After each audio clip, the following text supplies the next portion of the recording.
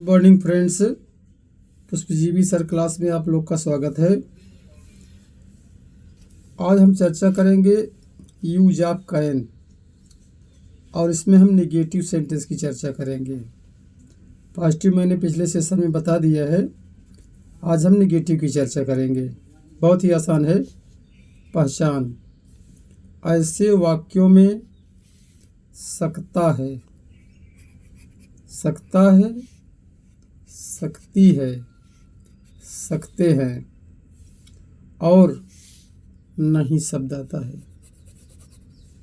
गौर करने की बात है कि ऐसे वाक्यों में सकता है, सकती है, सकते हैं और नहीं शब्द आता है। अगर ऐसे शब्द आते हैं तो उसका अनुवाद इस प्रकार से होगा। कैसे होगा देखते हैं। अनुवाद कैसे करें, हाउ टू ट्रांसलेट। हिंट्स, एक बात यहाँ एक गौर करने लायक है, चाहे कर्ता एक वचन का हो, इसको ध्यान देंगे। चाहे कर्ता एक वचन का हो या बहुवचन का, तो चाहे कर्ता एक वचन का हो या बहुवचन का, उसके तुरंत बाद कैन नॉट का प्रयोग करना चाहिए। बहुत ईजी है और प्रत्येक अवस्था में वर्ब की फर्स्ट फॉर्म आती है। तो फार्मूले से समझते हैं। सब्जेक्ट लगाएंगे अर्थात काम करने वाला, चाहे एक वचन का हो चाहे बहुवचन का हो, कोई फर्क नहीं पड़ता है।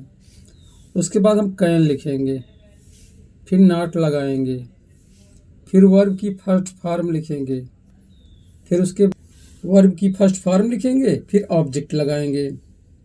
फिर रिपीट करता हूँ, सब्जेक्ट चाहे एक वचन का हो या बहुवचन का, कोई दिक्कत नहीं, आराम से आप लगाइए। उसके बाद कैन लगाइए, फिर नॉट आ जाता है, वर्ब की फर्स्ट फॉर्म, उसके बाद ऑब्जेक्ट हमारा आ जाता है। तो देख रहे हैं, बात करना बहुत सरल है। और विशेष परिस्थितियों में भी देखा गया है कि इसको हम कांट भी पढ़ते हैं। ए एन हटा के हम CAN कामा टी लिख देते हैं, कांट भी पढ़ा जाता है। I can't, you can't, he can't, she can't, लेकिन हम यहाँ पहले कैन नॉट ही बोलेंगे सुविधा के लिए, तो इस बात का ध्यान रखना है। तो कुछ उदाहरण लेते हैं समझने के लिए। पहला है जैसे, वह साइकिल नहीं चला सकता है। वह साइकिल नहीं चला सकता है।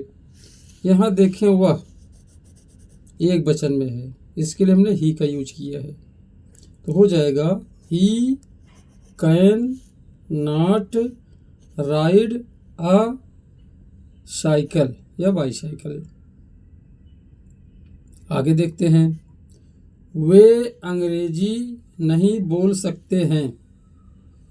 सब्जेक्ट पर हम गौर करें तो यहाँ है वे, बहुवचन में है, लेकिन हमें कैन ही लगाना है।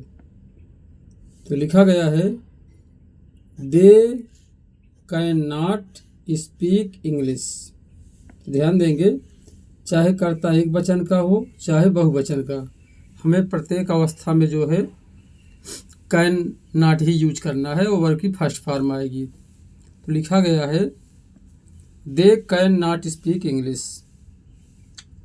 तीसरा उदाहरण देखते हैं, सुरेश इस संदूक को नहीं उठा सकता है। नहीं उठा सकता है, तो देखिए सुरेश सिंगुलर है, मैं बार बार बता चुका हूँ, चाहे सिंगुलर हो या प्लूरल कैन ही आएगा। तो Suresh can not lift this box. अनुवाद करना बहुत ईजी है। आगे बढ़ते हैं, मैं तुम्हारी सहायता नहीं कर सकता हूँ। मैं तुम्हारी सहायता नहीं कर सकता हूँ। मैं I, very easy, I can not help you. हम इसको ऐसा भी बोल सकते हैं, आई कांट हेल्प यू। तो अनुवाद करना बहुत ईजी है। पांचवा उदाहरण देखते हैं,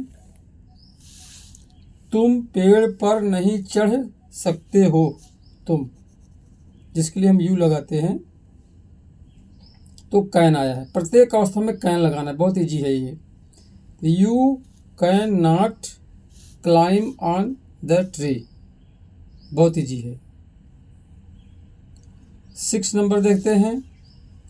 हम क्रिकेट नहीं खेल सकते हैं। हम बहुवचन है, जैसे कि मैं बार बार बता रहा हूँ, चाहे कर्ता एक वचन का हो या बहुवचन का, हमें कैन का ही यूज करना है।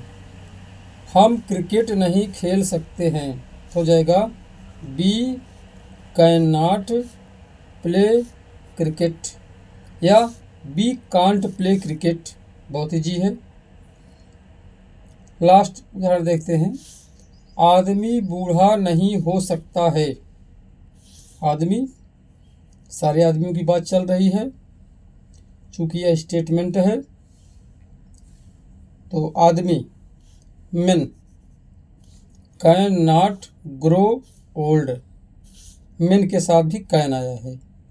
तो यहाँ एक बात ये ध्यान देने योग्य है कि कर्ता चाहे एक वचन का हो चाहे बहुवचन का, हमें इसके तुरंत बाद कांट या कैन नॉट का यूज करना है। नमस्कार मित्रों, आज की सभा में इतना ही। धन्यवाद। चैनल को सब्सक्राइब करें, लाइक करें और हमारा यूँ ही मनोबल बढ़ाते रहें। धन्यवाद।